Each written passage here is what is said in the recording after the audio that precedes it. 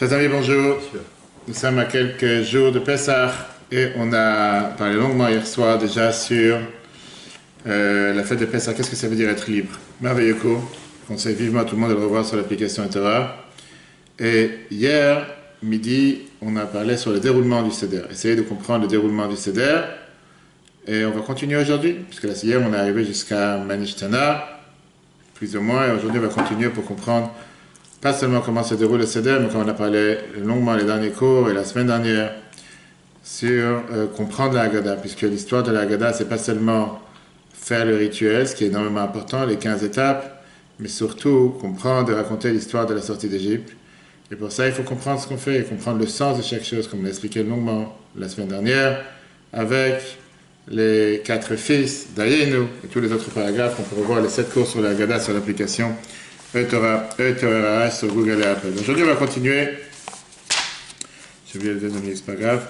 On a vu hier les noms de la fête, on a vu qu'est-ce que ça veut dire, pourquoi on prend 3 matzot, 4 verres, etc., les patriarches, les matriarches. Et là, on va continuer avec la Haggadah elle-même. On a vu les étapes, on a vu les choses qu'il y avait sur le Seder, sur le plateau, pardon. On a vu les 15 étapes du Seder, les 4 verres, le Kiddush. Tout ça, on a déjà vu hier. On a vu pourquoi on fait d'abord l'étape de Kadesh avant Uchatz, pourquoi on se lave les mains après avoir fait Kiddush, parce que cette fois-ci, différent de l'année, en règle générale, on essaye toujours de se repousser du mal et faire le bien. Et là, Pessah, on n'a pas peur de commencer par le bien et automatiquement, ça reporte le mal. On a expliqué aussi Helach Ma'anya, pourquoi ce paragraphe il est en araméen. Manishtana. Manishtana, la fameuse des 4 questions que tous les enfants posent. Comme on sait très bien que même quelqu'un qui malheureusement n'a pas d'enfant, il doit les poser à Dieu. Manishtana Laïlaz. Un des grands commentateurs, il vient nous explique qu'en vérité, cette question, elle n'est pas posée des enfants aux parents, mais elle est posée envers Dieu. Manishtana, c'est une question qu'on demande à Dieu. On parle de la galoute, on parle de l'exil, et d'ailleurs, le Rabbi l'écrit ça aussi dans Yom Yom. Le fait que quel est différent, en 2 mots, on demande sur la galoute dans laquelle nous sommes, par rapport à tous les autres exils dans lesquels le peuple juif a été exilé. Et la grande différence, on demande que les autres exils, ils avaient un temps fixe. C'est qu'il y avait la première exil, il y avait 70 ans. Dieu l'a dit à Abraham combien de temps le peuple juif va être en Égypte. On savait que c'était fixé. Le prophète, on l'a vu tout à l'heure dans les prophètes, Dieu leur a dit clairement qu'après la destruction du premier temple, on sera exilé à Babylone pendant 70 ans. Bref, c'était fixé. Alors que cette dernière exil, elle n'a pas de temps fixe. On ne sait pas ce qui se passe, c'est pas fixé. Pas seulement c'est pas fixé, mais l'exil continue. Et chaque année, on dit encore une fois le Shana, bah, Yerushalayim, l'année prochaine on sera à Jérusalem, mais concrètement c'est dur. Alors, la question qu'on demande ce soir, on veut avoir une réponse. Pourquoi l'exil est tellement long? On cherche à avoir une réponse, et c'est ce qu'on va essayer de voir à travers l'histoire, à travers l'histoire de la Haggadah. Chaque année, après les 4 questions, on a le devoir de chercher une réponse, et qu'on n'a pas raconté l'histoire, qu'on a raconté plusieurs fois hier soir dans le cours de Dr Weinrad, que le Rabbi lui a dit des fois au téléphone, que parfois il faut savoir parler à soi-même, parfois il faut savoir se poser les questions et avoir les bonnes réponses. Mais la question qui dérange, c'est la question suivante. À qui est posée cette question? Quand tu demandes Manishtana, tu poses à qui? En 2 mots, tu cherches une réponse de qui? Bien sûr, on a vu longuement l'explication qu'on dit à Vadim Ayinu, les différentes explications, mais la réalité, c'est une question que tu poses envers qui? Vers qui tu t'énerves? Qu'est-ce que tu cherches à comprendre ici? Pourquoi ce soir on est différent des autres soirs? On mange du chametz, la matzah toute l'année, ce soir on n'a que la matzah, etc., etc. Il y avait un ami, un ch'ter, qui raconte l'histoire suivante, une très belle histoire. Une fois, il était assis dans une réunion chassidique et quelqu'un il a demandé la question suivante. Pourquoi je dois subir? Pourquoi je dois souffrir? Pourquoi j'ai tellement de souffrance dans la vie? Pourquoi Dieu me fait souffrir avec telle et telle épreuve et telle difficulté? Alors, ce ch'ter qui lui a répondu la question suivante à ce juif. Il a dit, on raconte un juif qui est parti une fois en Italie pour aller ramasser de l'argent pour une institution. À approche Shabbat, il a cherché un endroit pour être invité. Il a décidé d'aller au marché, d'aller voir qui c'est qui vend, les vendeurs de poissons, et essayer de voir, parmi les gens qui vendent du poisson, certainement il y a des gens qui ont des moyens, donc il y aura quelqu'un qui va certainement m'inviter pour Shabbat. Tout d'un coup, il y a une grande charrette qui s'arrête, et cette charrette qui s'arrête pour acheter des poissons, un grand riche sort, et il voulait lui-même se déplacer pour voir quel poisson il va avoir pour Shabbat. Le juif, il lui demande, est-ce que je peux venir chez toi pour Shabbat? L'autre, il dit, bien sûr. Quand il arrive dans la maison, il a vu qu'il avait raison. La maison est magnifique. Et il voit qu'il y a énormément de choses qui sont grandioses. Il voit la vitrine dans la maison, c'est l'armoire où il y a les objets importants. Il voit là-bas une bouteille cassée. Une bouteille en verre cassée. Ok. Dans un sac. Il avait honte de poser des questions. Il a dit, il ne veut pas poser de questions, il ne va pas le mettre mal à l'aise. Avant de partir, il demande la question suivante. Qu'est-ce qu'elle fait, cette bouteille cassée dans la vitrine? Et là, ce riche dit, ça c'est l'histoire de ma vie. Il dit, j'étais orphelin quand j'étais un petit enfant. J'ai dû abandonner l'étude dans le cheder, l'habitude dans l'école. Et j'ai dû aller travailler pour soutenir ma mère, qui était orpheline, et mes frères et sœurs. Dieu m'a aidé, j'ai réussi à gagner de l'argent. Mais j'étais plus ce visage d'un enfant qui était à l'école. Un jour, je vais dans la rue. Et je vois un enfant qui était un enfant qui avait l'air d'un enfant religieux, qui est totalement brisé, en train de pleurer. Tout d'un coup, ça m'a rappelé qui je suis réellement. J'ai décidé de lui demander qu'est-ce qui se passe. Il m'a dit, regarde, ce soir c'est Hanouka. Mon père m'a donné de l'argent pour aller acheter une bouteille d'huile d'olive. Il m'a dit, fais attention, ne cours pas, parce que si tu cours, on va savoir ce qui va t'arriver, tu vas tomber, etc. Mais, comme n'importe quel enfant, j'ai écouté à 100%, j'ai couru pour amener la bouteille à mon père, et dans la route, je suis tombé, j'ai cassé la bouteille. Maintenant, comment je vais retourner à mon père sans l'argent et sans lui? Qu'est-ce que je vais lui répondre sur mes questions alors qu'il m'a clairement prévenu, ne cours pas, pas de bêtises. Le juif raconte, je lui ai donné de l'argent, et je lui ai dit, tu sais quoi, va acheter 2 bouteilles, une pour toi et une pour moi. Et à ce moment-là, moi, je me suis dit, comment je vais retourner à mon père dans le ciel sans huile pour Hanouka? Il m'a amené l'huile. Et moi, j'ai pris avec moi aussi la bouteille d'huile cassée pour souvenir. D'accord? Et c'est comme ça que j'ai commencé à me rapprocher encore une fois de la religion, redevenir l'enfant que j'étais quand j'étais dans le cheder, quand j'étais dans cette école. Je l'ai terminé cette histoire en lui disant, la fameuse question que tu viens et tu demandes pourquoi tu as telle et telle épreuve, pourquoi tu as telle et telle difficulté, c'est comme le Nour Azaken, une fois, il avait dit à un chassid, son disciple, Reb Zalman Sanders, il lui a dit, tu n'arrêtes pas de parler et de demander qu'est-ce que tu as besoin. Mais sur une question, tu ne penses pas. Pourquoi on a besoin de toi? C'est tellement facile de se plaindre à Dieu et de demander sans arrêt, j'ai besoin, je veux, je veux. Mais il y a un moment, tu dois te dire, qu'est-ce que Dieu il attend de moi? Est-ce que Dieu il attend de moi de ne pas faire mieux, d'avancer, d'évoluer? Et donc ça, c'est la réponse qu'on a le devoir de se dire ce soir. Quand on demande la question, Manishtana, Laïla Azeh, on doit le devoir de donner la réponse et chercher la réponse à travers la Haggadah en disant en quoi nous sommes prêts ce soir de sortir d'Égypte, comme on a parlé longuement dans les cours hier soir. Qu'est-ce que ça veut dire être libre? Ok, le deuxième point, c'est comme on a dit ce soir, le devoir de se libérer. Se libérer, c'est pas seulement libérer parce qu'on passe d'Égypte, de Sharm el-Sheikh, on arrive en Égypte direct en Israël. Ça, c'est pas seulement libérer. On parle de sortir libéré, ça veut dire sortir des limites, sortir des barrières qu'on peut parfois se mettre. Et pour ça, il y a 3 points. 3 points avant de commencer la Haggadah. D'abord, le fait que le Seder, c'est une nuit qui est organisée. Il y a tout un organigramme. C'est pas que tu fais ce que tu as envie, tu manges le matin d'abord, le matin après. Il y a tout un ordre comment on fait les choses. Et chaque année, tu as des millions de juifs à travers la planète, religieux, non religieux confondus, qui sont réunis et qui sont là pour raconter l'histoire du Pessah.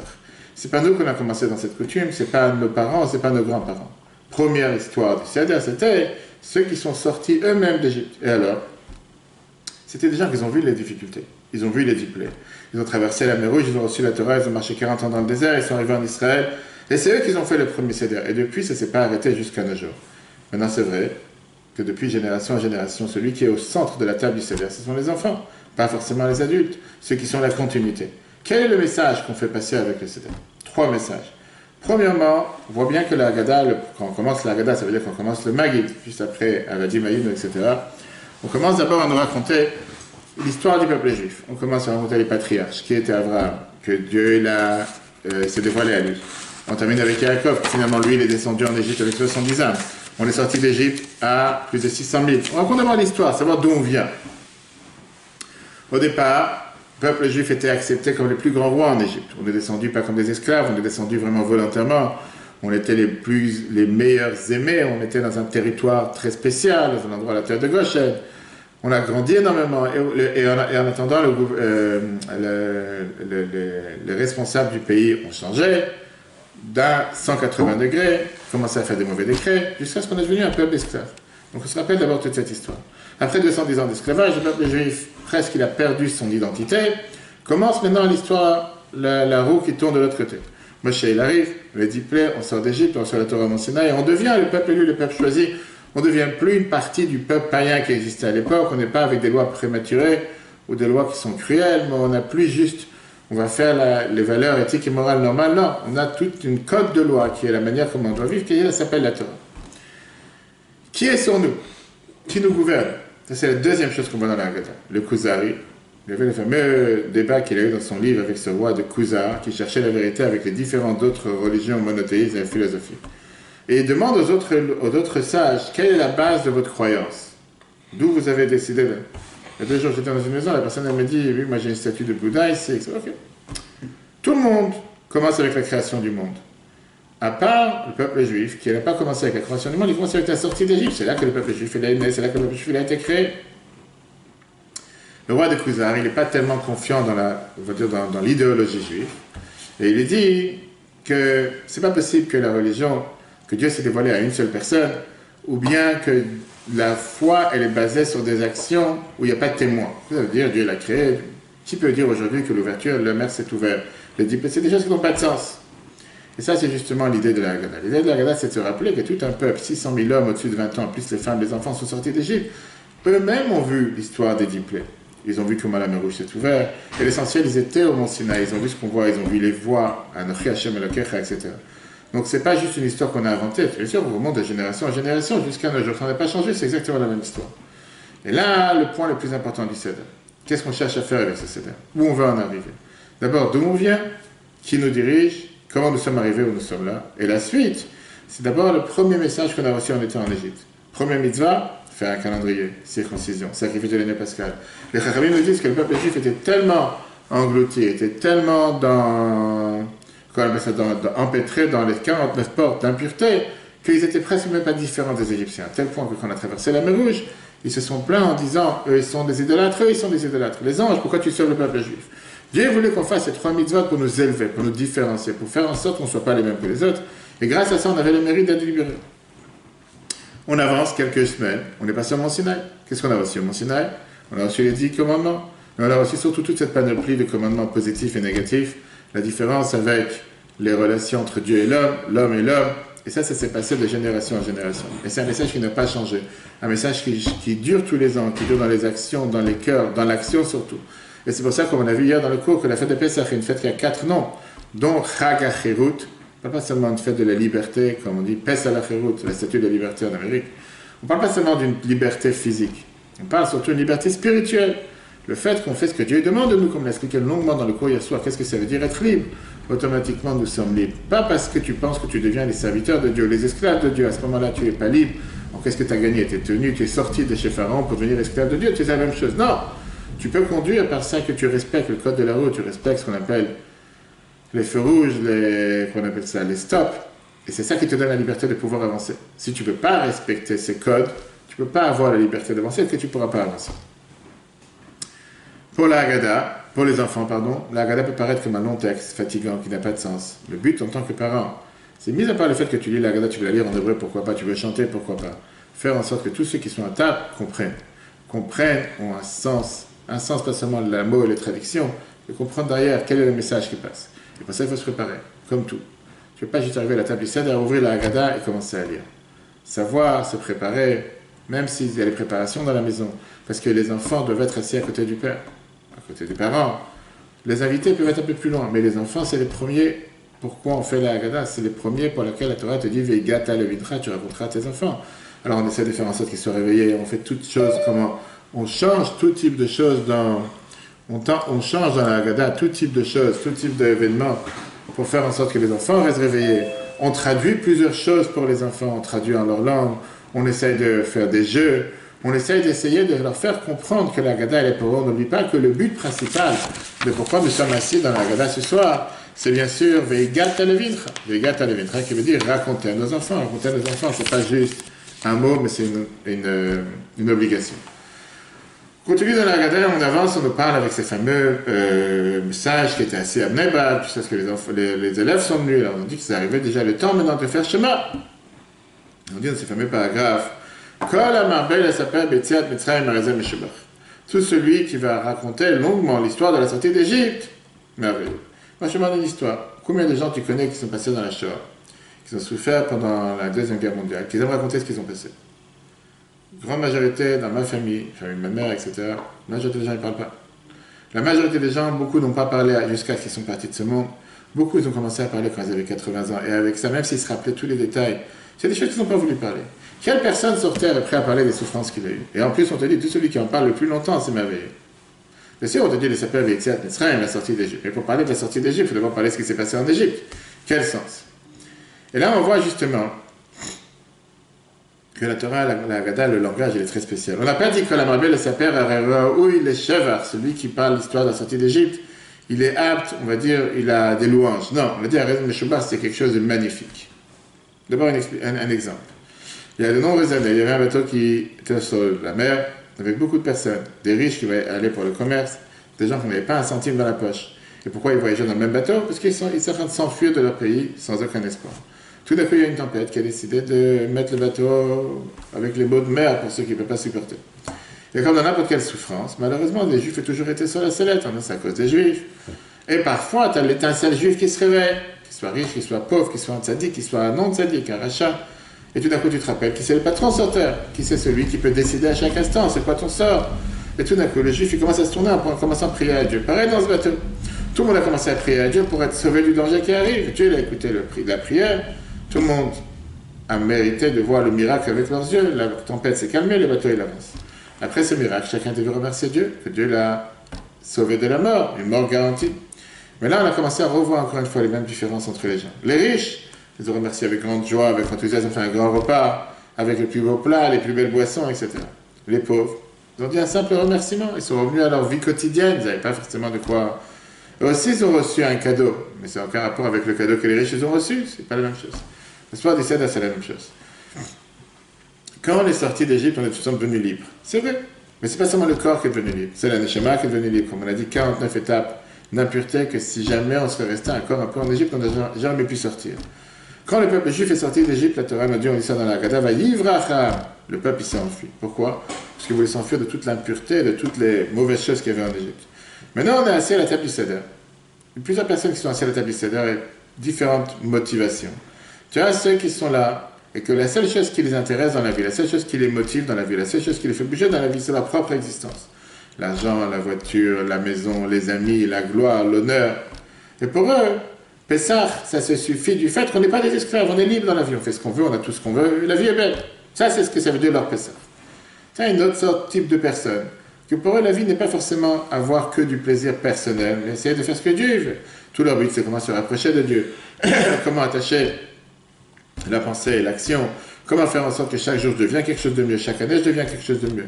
Et donc tout leur but, c'est d'essayer de pouvoir s'attacher à Dieu avec eux. Arrive le soir du Seder, on voit comment Dieu nous a fait sortir d'Égypte. Dieu nous fait sortir de nos soucis, nous fait sortir de nos problèmes, nous fait sortir de notre exil. Je me dis, à partir d'aujourd'hui, je dois être meilleur. Si Dieu a décidé qu'il me donne la vie, me donne la santé, en train de venir, quelqu'un me dit, il y avait son mari sous oxygène, Corona l'année dernière, les gens ils oublient où on était Pessah l'année dernière, cette année, grâce à Dieu, les gens peuvent voyager, en Israël, majoritairement ouvert, en Amérique, la même chose. Si Dieu veut prochainement en Europe, inclus en France. Et donc le remerciement, il est beaucoup plus grand. C'est ça que les Chachamim ils ont dit. Tout celui qui parle de la sortie d'Égypte à Rezé Meshubar, celui qui fait ça avec joie, celui qui se rappelle le fait que d'où il vient, mais surtout où il se trouve, quel cadeau il a reçu de Dieu, quel bonheur il a reçu de Dieu. Et sur ça, le remerciement doit être encore plus grand. Quelle est l'idée de raconter la sortie d'Égypte? Je ne raconte pas mes histoires, je ne raconte pas mes souffrances, je ne raconte pas mes problèmes. Je raconte surtout les remerciements pour tout ce que j'ai et comment je demande à Dieu de pouvoir protéger. Ok. On a vu longuement la semaine dernière déjà sur les 4 fils, on ne va pas y revenir. Mais là, on a une histoire intéressante qui dérange. Tu commences à parler de la généalogie de la famille. Et tout d'un coup, on te dit, Mitrila au départ, Terach est un idolâtre, Abraham, comme si je dis encore une fois. Je te rappelle que ton grand-père était un juif, sa grand-mère elle a souffert. Bref, quel est le but? Qu'est-ce que tu racontes des histoires pareilles? C'est comme si je te dis, tu viens de sortir pour aller rencontrer une femme, tu vas maintenant te marier. Tu commences à dire qu'en classe, j'avais l'habitude de faire le fou, je me suis fait jeter de la classe plusieurs fois, j'avais des punitions. Mais aujourd'hui, je suis bien. Quel est le but? À quoi ça sert? On n'a pas dit de mentir, mais non, mais à quoi ça sert? Il y avait une fois un groupe d'enfants bar mitzvah qui s'apprenaient dans une école religieuse. Ils sont partis voir le rabbi en Yechidut. Mais avec les histoires, le rabbi, à la fin, il leur a demandé la question suivante. Si vous terminez l'école, est-ce que vous allez rentrer dans une yeshiva? On ne dit pas question. En Amérique, on rentre dans une yeshiva à l'époque. Le rabbi dit pourquoi? L'enfant, il a répondu, comme un enfant répond, parce que tous les enfants du bloc, du quartier, ils ne vont pas à la yeshiva. Pourquoi moi je devrais être différent? Il avait dit, qu'est-ce que tu as appris récemment dans l'école? Il a dit, j'ai appris sur Avraham Avinu, Avraham notre père. Il a dit, tu sais que le fait que le peuple juif existe, c'est seulement par le mérite qu'il y avait une fois un juif qui s'appelait Avraham, qui a décidé de ne pas faire ce que tous les gens de son bloc faisaient. C'est comme ça que le peuple juif existe. C'est exactement la même chose. Pourquoi on se rappelle avec Terre, justement, pour te rappeler qu'il y a eu une fois une histoire avec quelqu'un qui a décidé d'aller ce qu'on appelle Nagad Azarem, contre le courant. Il n'a pas parti en disant, tout le monde le fait, mais c'est pas ça que je fais ça. crois que même la Bible avait dit ça plusieurs fois que la preuve d'un poisson vivant, c'est qu'il va contre le courant. Un poisson qui va avec le courant, on ne sait pas s'il est vivant. Non, le poisson mort, il avance, il est basculé par là. Baruch Shemer Aftachatol Israël. On continue, merci, on bénit celui qui garde sa promesse au peuple juif. De quelle promesse on parle? La promesse de protéger le peuple juif. M. Feller raconte une merveilleuse histoire. 6 ans depuis qu'il était marié, il n'avait pas d'enfant.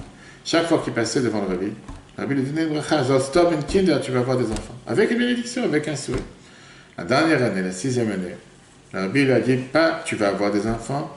Non, il n'a pas dit, tu auras des enfants en hébreu, c'est la même chose. On dit, je te dis, je te promets, tu auras des enfants. Deux mots, c'est une promesse. C'est quelque chose de sûr. Cette année-là, ils ont eu des enfants.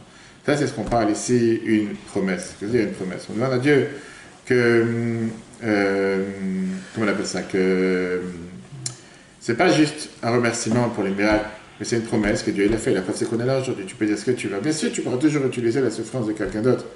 Mais la réalité, elle est qu'au final, à travers le long terme, sur l'histoire, c'est comme ceux qui investissent dans la bourse, ou le bitcoin, etc., que si jamais tu penses gagner du jour en jour, il faut voir le long terme. Sur le long terme, quand tu vois depuis 3333 ans, en 2448 que nous sommes sortis d'Égypte, grâce à Dieu, le peuple juif, pas seulement qu'il n'est pas si mal, mais on a énormément de quoi remercier. Vehi She'amda, c'est le paragraphe qui suit. C'est quoi Vehi She'amda? C'est quoi Vehi? Et voici, et ce qui a maintenu. On parle bien sûr de la promesse que Dieu l'a dit, malgré qu'il y a dans chaque génération ceux qui veulent nous faire du mal. Néanmoins, on a la possibilité d'être présent, parce que Dieu nous a sauvés. On passe après avec les 10 plaies. L'histoire des 10 plaies, avant les 10 plaies, pardon,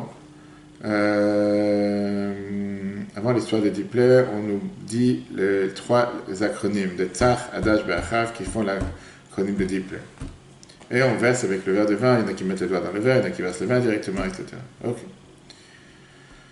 Il y avait une fois un chassid qui devait avoir une opération difficile dans ses pieds. À New York, il y avait 2 refaits professionnels, et chacun il avait un côté positif et un côté négatif. Chacun il a un avantage et un inconvénient. Le chassid il va voir le rabbi, il lui demande quel docteur je dois voir pour faire l'opération dans mes pieds. Le rabbi il dit comme ça. Si tu viens déjà et tu demandes déjà une bénédiction, pourquoi tu n'as pas demandé une bracha que tu n'as pas besoin de faire d'opération? Pour toi, c'est déjà d'office, tu dois faire une opération. La seule question que tu demandes, c'est juste tel ou tel docteur. Alors il s'est tout de suite repris. Il a dit, Rabbi, je demande une question que je n'ai pas besoin de passer une opération.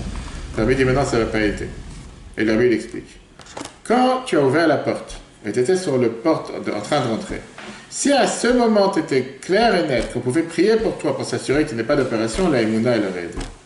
Mais maintenant que tu as demandé, et le fait que tu demandes cette question parce que tu as demandé ce que je t'ai demandé, ça veut dire que ça vient par ta logique.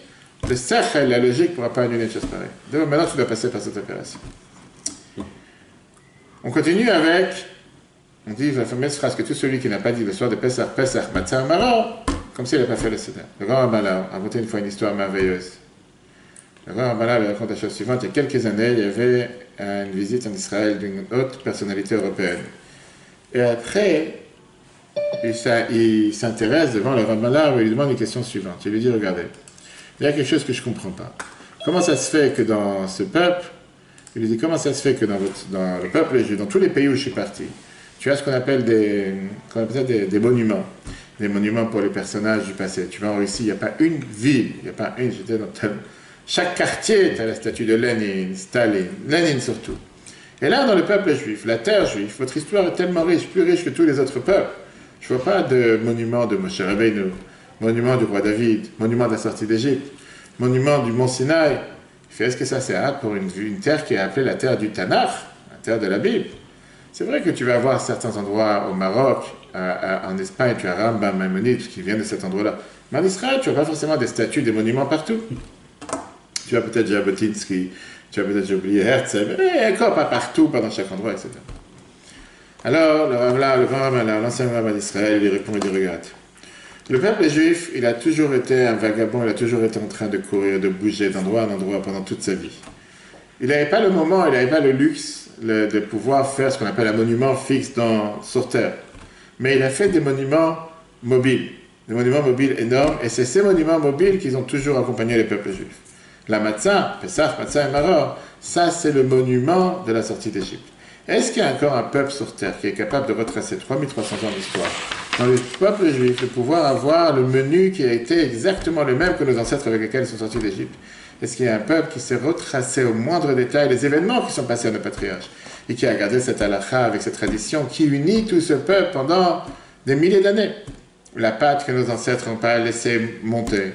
Jusqu'à aujourd'hui, dans les 4 coins du monde, que ce soit à Vladivostok en Russie, Los Angeles en Amérique, Helsinki en Finlande, Melbourne, la France, chaque ville, chaque table sera assise avec les matzot le soir de la table du Seder. Pareil le maror, c'est quoi l'idée du maror? T'as souffert, tes parents ils ont souffert. On se rappelle le fait que Vaïmaru ou Atrayem, ils ont rendu amère notre vie. Charoset se rappelait le ciment, le zohar, le coup de poulet, ou bien l'os, le zohar le tuer à la main forte. L'œuf pour se rappeler le sacrifice de Chagiga qu'on a vu de Yom Tov, les 4 vers, les 4 termes que Dieu a employés pour la délivrance. Toutes les mitzvot et les coutumes du Seder sont des monuments mobiles pour la sortie d'Égypte. Avec les mitzvot que nous faisons toutes l'année, que ce soit les tefillin, tzitzit, Shabbat et beaucoup d'autres mitzvot. Les tefillin, c'est justement le monument qui va montrer que le peuple juif a la foi en Dieu à la sortie d'Égypte. La Chanoukia, c'est un monument, comment on appelle ça, qui est là pour faire marquer la victoire du peuple juif, avec les Matityahu, etc. Et donc pendant des milliers d'années, le peuple juif a voyagé avec ces monuments mobiles. Talit, Tfilin, Sidur, Shabbat, bougeoir de Shabbat, verre de Kiddush, la Chanoukia, Pesach, la Megillah. Est-ce qu'il y a besoin de rajouter autre chose? Ça, ce sont nos monuments. Ça, c'était la réponse. Termine la première partie de la Haggadah, bien sûr, avec le deuxième vers, mais surtout on termine avec la partie du Hallel. On dit le Hallel dans la prière, on dit aussi le Hallel à la fin de la Haggadah, et on finit avec le Nomar, le Fanav, Alléluia, on dira à Dieu merci, et on dit combien on doit être reconnaissant. Tous les Rishonim demandent la question, pourquoi tu dis 2 fois le Hallel le soir de Pessah? Une fois le Hallel dans la Tfila, et une fois le Hallel dans la Haggadah. Alors c'est vrai que c'est divisé en 2 moitiés, parce que tu as une partie que tu dis avant le deuxième vers, et une partie que tu diras après le 4e vers. Le Rechaim. Je te donne la réponse. La deuxième Hallel, c'est sur le mérite qu'on a pu dire le premier Hallel. Quand tu réfléchis que ce soir on a pu dire le Hallel, malgré que toutes les fêtes on ne dit pas le Hallel, il n'y a aucune autre fête dans laquelle on dit le Hallel le soir, ça vient à venir remercier Dieu le fait qu'on peut dire le Hallel. Vu qu'on est présent, c'est comme la bénédiction qu'on va tous dire samedi soir et dimanche soir, qu'on remercie Dieu de nous avoir fait vivre, de nous avoir maintenu, de nous avoir fait venir à cet événement-là. Il y avait une fois un grand rave qui s'appelait Yecheskel Abrahams qui est venu visiter le rabbi précédent. Et il lui a raconté les souffrances qu'il a souffert en Sibérie. Et comment un jour il s'est réveillé, il était brisé. J'ai pas de livres, j'ai pas d'élèves, j'avais l'habitude de donner des cours à la yeshiva, etc. Presque il a désespéré de dire la prière de Modéani. Tout d'un coup il s'est dit, après tout ce que ces Réchaïm, tout ce que ces mauvaises personnes en Sibérie, tout ce qu'ils m'ont enlevé, une chose ils m'ont pas enlevé, c'est ma possibilité de dire Modéani, de remercier Dieu. Et donc aujourd'hui je dois remercier Dieu du fait que j'ai la possibilité de remercier. Ça c'est pourquoi je dois remercier. Le précédent, il a dit, si c'est comme ça, toute la peine qu'il a souffert en Sibérie valait pour arriver à cette connaissance et pouvoir dire merci à Dieu le fait qu'on peut remercier. Parfois, tu as des gens que parfois, ça qui passe un moment difficile, tout d'un coup, ils sont reconnaissants du bien qu'ils avaient, qu'ils ne se sont pas rendus compte et que maintenant, qu'ils sont sortis de cette étape difficile, ils remercient pour le bien qu'ils avaient. Ok. Passons à la prochaine étape qui est Motzi Matzah. Une fois qu'on a fini la Haggadah, rapide, on passe maintenant avec le Motzi et la Matzah. D'accord? Des moments d'histoire qu'on raconte chaque année, mais c'est des histoires toujours intéressantes. C'était la veille de Pessah dans le camp de concentration Bergen-Belsen en 1944. Le rabbi de Blazov, Rabbi Israël Shapira, il est parti voir le commandant du camp, il s'appelait Haas. C'était un tueur dangereux. Il a mis sa vie en danger pour lui demander que dans ces jours, qui étaient les jours les plus dangereux pour le peuple juif, que c'est même l'enfer sur terre, il n'y avait pas de limite, il lui a dit, au nom de 40 personnes qu'il a avec lui dans la baraque, tu peux nous donner la permission de faire des matzot, de nous donner la farine, et pour ça, on pardonne de ne pas avoir du pain pendant 8 jours. Donc, bien sûr, il faut faire de la matzah dans un camp, c'était quelque chose qui était... Le commandant lui a dit, il faut que je demande permission de Berlin. Parce que, en Allemagne, tout était organisé, tout était avec une hiérarchie, on ne fait pas ce qu'on veut, on veut l'autorisation officielle. Chaque chose est un ordre. Après une semaine, il a reçu l'autorisation. Il a reçu l'autorisation, ils ont commencé à faire des matzot. Maintenant qu'ils ont reçu, qu'on appelle ça l'autorisation, de pouvoir recevoir dans le KGB ou dans l'endroit qui livrait les produits, la cantine, comme on est en prison, la quantité de farine qu'ils auraient dû recevoir. Ils ont construit un petit four avec des restes de briques qu'il y avait. Tout le monde s'est mis la main à la pâte avec leur dernière force après un jour de travail très fatigant. Ils ont essayé de moudre le blé avec les mains, avec des pierres, ce qu'ils pouvaient. Ils ont pétri la farine rapidement dans l'eau, et la nuit, ils ont essayé de mettre quelques morceaux de bois en feu. Ils ont commencé à préparer cuire la cuisson des matzot à Bergen-Belsen. Et voilà qu'en pleine cuisson, le commandant Haas, il arrive dans la baraque, il détruit le four. Il brise les matzot qui étaient prêtes, et il a, on va dire, sali les restes de la farine qui restaient.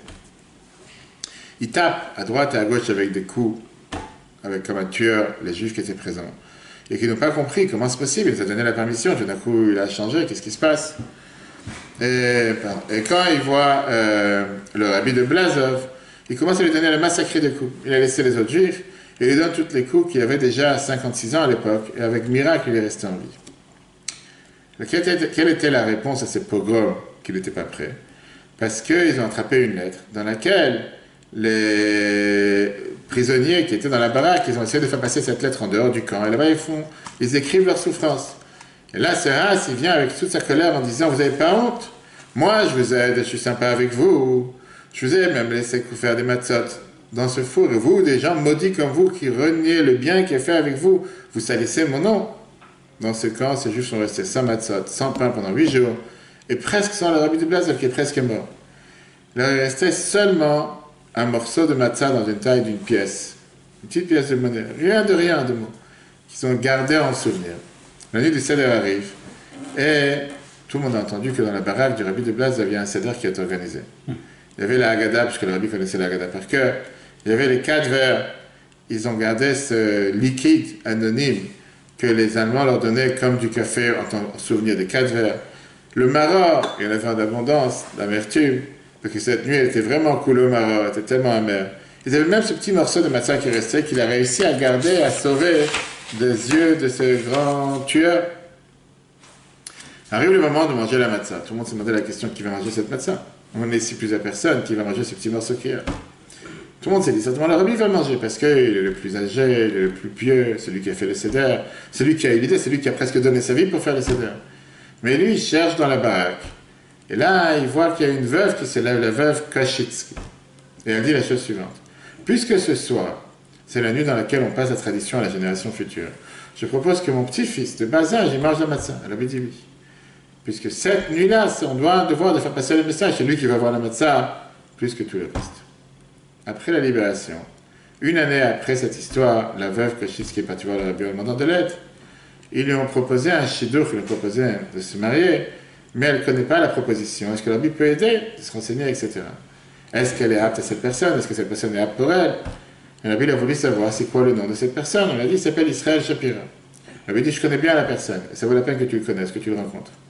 Elle est partie le rencontrer, et quand elle est partie le rencontrer, c'était le rabbi lui-même. C'était le rabbi qui avait lui aussi perdu sa famille. Et elle a compris qu'elle n'avait jamais connu le nom du rabbi Pinceau, parce qu'il s'appelait le rabbi de Blaz, elle ne savait pas qu'il s'appelait Israël Shapira. Et ils se sont mariés, l'enfant qui a mangé la matzah est devenu son fils, qu'il a éduqué, et c'était celui après qui a continué la dynastie de Blazov. Quand on lui a demandé, pourquoi tu t'es comporté comme ça? Pourquoi l'histoire du Seder, alors qu'il n'y avait qu'un morceau de matzah qui restait? N'importe quelle autre personne aurait dit oui, c'est la personne, le grand rabbin, le rab, la personne responsable. Il a dit comme ça, quand on était dans la situation la plus noire, à Bergen-Belsen, où tu ne savais pas si tu allais vivre dans quelques minutes, et au moins, maximum une journée, tu ne pensais pas que tu allais vivre plus que la journée. Une femme est prête à venir avec foi en disant qu'il y a ici la continuité du peuple juif. Pour elle, elle est sûre que cet enfant, il va vivre. Cet enfant, il va survivre. Et elle s'inquiète pour le futur du peuple juif. Elle mérite tout le bonheur sur terre. Si nous, on a tous cet esprit qu'il n'y a pas de bonheur, il y a quoi que ce soit, elle est garantie, elle se dit qu'il va se passer. Pourquoi c'est pas elle qui va recevoir ces matzahs? Et ça, c'est le type d'émouna qu'on doit avoir, le type de foi qu'on doit avoir, comme elle est. Passons à la prochaine étape, qui est le fait qu'on doit se lever les mains avant de manger la matzah. On a l'habitude de préparer les matzahs en général, comme on l'a expliqué longuement dans l'école l'année dernière, le déroulement du seder, et après on va se lever les mains, on fait deux brachot, la bracha à la filat matzah, la bracha à matzah. Il y avait un juif, c'est des histoires que tu pourrais raconter l'histoire du seder, il y avait un juif, chassid de Tzemar Tzedek, qui avait l'habitude de faire énormément attention aux mitzvot. Pessah, doublement. Il faisait attention à chaque détail. Le moindre détail de Hametz, c'était comme si faisait attention de tout préparer ce qu'il allait manger Pessah, de ne pas s'appuyer sur qui que ce soit. Il a cuisiné les matzot, il a préparé les plats. Même l'eau qu'il y avait dans la maison, il n'utilisait pas. Il prenait seulement de l'eau du puits qui puisait avant Pessah, il mettait de côté pour s'assurer qu'il n'y a pas quelqu'un qui a jeté un morceau de pain dans le puits, il va savoir. Et bien sûr qu'il n'allait jamais manger quoi que ce soit que quelqu'un avait préparé. Ok. À tel point qu'il ne venait même pas voir le Tzemar Tzedek, son rabbi, pendant la fête de Pessah, de peur que le rabbi va lui demander de manger quelque chose, va lui offrir du manger ou une boisson ou quoi que ce soit. Il ne pourra pas refuser. Parce que s'il ne va jamais refuser, que ça va paraître comme si il n'a pas confiance en lui. Dans les jours de Pessah, avant Pessah, quand tout le monde en a l'habitude, même chez Chabad, de manger la matzah dans l'eau, on trempe la matzah, etc., il s'est permis de venir voir le rabbi. Quand la Tzemar Tzedek l'a vu, il lui dit, tu sais quoi, je pense que cette année, tu as fauté sans faire exprès de manger du chametz à Pessah. Va vérifier le puits qu'il y a dans la cour de chez toi. Il est parti, il vérifie l'eau qu'il y a dans le puits, et il voit qu'il y a un morceau de pain qui flotte sur l'eau. Un morceau de pain qui était peut-être en bas tout le temps. Tout d'un coup, il a commencé à flotter. Là, il est totalement brisé, il arrive, revient voir la maison du rabbi, il demande de le faire entrer en urgence chez le rabbi. Quand rentre le Tzemar Tzedek, il lui demande 3 questions. Tout d'abord, pourquoi j'ai une telle punition du ciel? Alors j'ai tout fait pour éviter, pour ne pas avoir une crainte de chametz. Tout d'un coup, j'ai eu du vrai chametz. Deuxième question, puisque le rabbi, il voit tout, et il voit que j'ai du chametz chez moi à ma maison, pourquoi il ne m'a pas prévenu avant? Pourquoi il attend que... Le troisième ange demande à Tikkun que le rabbi ne répare la faute grave que j'ai faite. Le Tzemar Tzedek, il lui répond 3 réponses. Écoute bien. Première question, il lui dit, pourquoi tu penses que tu dois avoir pourquoi tu as une telle punition? Le Tzemar Tzedek dit, ce n'est pas une punition qui t'arrive. C'est une conséquence directe de ton comportement. Alors, c'est vrai qu'une personne doit tout faire pour ne pas arriver à tomber dans une interdiction, mais tout ce que tu peux faire ne suffit pas si tu n'as pas l'aide d'en haut. Si tu penses que c'est seulement toi qui fais, et Dieu, tu n'as pas besoin d'avoir l'aide de Dieu pour t'aider, puisque toi, tout ce que tu as fait, c'était seulement moi je vais faire, moi je vais m'assurer, moi je vais tout faire, tu t'es appuyé que sur toi-même, tu n'étais même pas un instant appuyé sur Dieu. T'es arrivé ce qui t'est arrivé. Dieu veut te rappeler, c'est quoi? Avec toutes les précautions que tu peux faire, il y a un Dieu sur terre. Deuxième question, pourquoi je t'ai rien dit sur le chametz qu'il y avait dans ton puits? La réponse est parce que je t'ai pas vu. Tu voulais même pas venir me voir dans la maison, tu as eu peur que j'allais te donner quelque chose à manger. Tu n'es pas venu tout Pessah. Et troisièmement, tu as demandé un tikkun, on lui a donné un tikkun. Qu'est-ce que ça? On se rappelle quand on mange dans le soir de Pessah. On va manger la matzah. La matzah, c'est le pain de misère. On ne parle pas seulement pain de misère, pain de honte, parce qu'au final, c'est le pain le plus cher qui existe sur Terre. Les kilos de matzah, c'est 50 €, 60 €. Tu sais, quand je dis chaque année, la chémonie, je ne sais pas si c'est un pain de misère, mais c'est vraiment là. C'est fermé? Le coup, je ne sais pas. Je ne sais pas si c'est un pain de misère, mais c'est loin d'être un pain de misère, ça c'est sûr. C'est pas un pain de misère. Par contre, on parle ici d'un pain de tsniout, un pain de pudeur, un pain de reconnaître la grandeur de Dieu. Comment nous sommes bas, on doit savoir que Dieu nous a demandé de faire les mitzvot.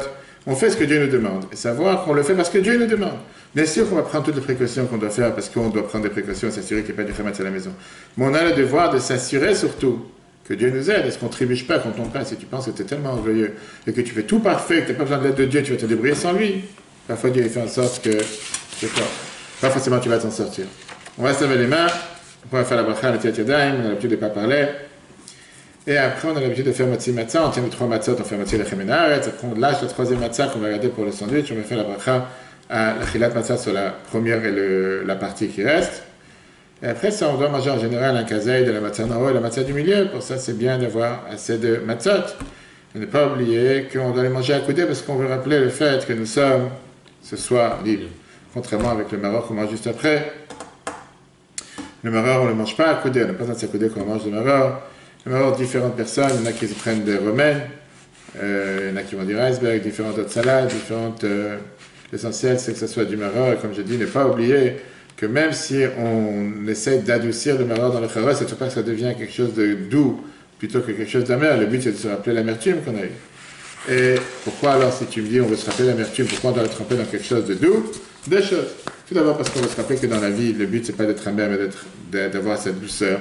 Et qu'on sait que même si maintenant les choses sont parfois difficiles, on va arriver à la douceur, numéro 1.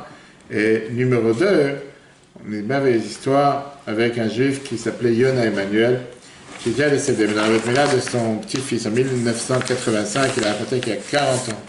En 1945, le veille de Pessah, il est parti encore une fois à ses travaux forcés dans le camp de Bergen-Belsen, comme il avait l'habitude de sortir pendant 2 ans. Il revient à la fête de Pessah, il est totalement brisé. Il avait à l'époque 19 ans, il raconte. Mon grand frère El-Hana ne vivait plus, mon petit frère Shalom n'était plus en vie, ma petite sœur n'était plus en vie. Bergen-Belsen n'était pas seulement un camp de destruction, un camp d'extermination, mais c'était un camp de concentration, un camp de travaux forcés. Les Juifs mouraient à cause de travaux difficiles, du froid, la famine, maladie. Des centaines de Juifs mouraient tous les jours à Bergen-Belsen. Je suis parti dans la baraque de ma mère qui était très très malade. Je me suis assis à côté d'elle. On a commencé à dire la Haggadah. On n'avait pas de vin, on n'avait pas de matzot, on n'avait pas de pain, mais une chose on avait. On avait beaucoup de maror. Beaucoup d'amertume dans le cœur. J'ai dit la Haggadah. Je ne savais pas si ma mère elle écoute ce que je dis ou pas. Mais quand on est arrivé à la bracha de la Géoula, on vient de dire juste avant le deuxième vers, on a dit les mots Ken Hashem Elokeinu, que Dieu fasse, que aussi Dieu, notre Dieu, Yagienu, il nous fasse arriver à des autres fêtes, des autres joies. Smechim, qu'on soit joyeux, Bebinyan Erecha, Besasim, Bavodadecha, qu'on soit heureux dans le service du temps. Là, pour la première fois, je me suis dit, je ne crois pas ce que je suis en train de dire. Je suis en train de dire des bêtises. Est-ce que quelqu'un d'entre nous verra Jérusalem? Est-ce que quelqu'un d'entre nous va être joyeux? J'ai commencé à pleurer en plein milieu de la bénédiction et je me suis arrêté. J'ai dit, c'est pas vrai. Je ne suis pas capable de dire des mots que je ne crois pas ce que je suis en train de dire. Je fais, si je pouvais juste décrire cette soirée de Pessah, la venue du Seder 1945, que j'ai pas rêvé un instant qu'il allait se passer ce que j'ai pu voir aujourd'hui, que j'allais avoir la chance d'arriver en Israël, avec ma soeur, avec mes deux frères, vivre à Jérusalem, avoir une famille, 7 enfants, et qu'après 40 ans, je serais syndac du bon petit-fils à Jérusalem. Peut-être j'aurais terminé la Haggadah. En d'autres mots, il nous a dit, si je savais en un jour que le maror va être adouci avec le charoset, que l'amertume va être adoucie avec la douceur, j'aurais pu finir la Haggadah. À l'époque, je ne pouvais pas. Notre devoir, pas seulement par rapport à lui, de voir encore une fois la longue histoire, comment parfois même des moments difficiles. On ne doit pas s'émouvoir du fait qu'il y a une situation difficile maintenant à dire c'est fini. Non, c'est pas fini. Dieu ne nous a jamais laissé tomber, il ne nous laissera jamais tomber. De la même manière que l'année dernière, on était dans une certaine situation dans le monde entier. Grâce à Dieu, cette année, on s'en est sorti. Dans la majorité des endroits, si Dieu veut encore mieux très prochainement, ce sera la même chose sur Pessah, que ce ne soit pas une fête de, on va dire, de passé, mais une fête du présent. Avec ça, on termine la deuxième moitié, si Dieu veut, demain à midi. C'est aussi le jour de la naissance de la vie. On verra la troisième et dernier paragraphe du déroulement du CD à comprendre et pourquoi du comment. Pas oublier de faire la vente du Hametz. Aider les nécessiteux, comme on dit chaque année, sur chaque jour, le site du Maître Vat, chavad77.org. Le cours en replay sur l'application eTorah, E-T-O-R-A-H, sur Google et Apple. Très bonne journée à tous, Chag Sameach et que des bonnes nouvelles.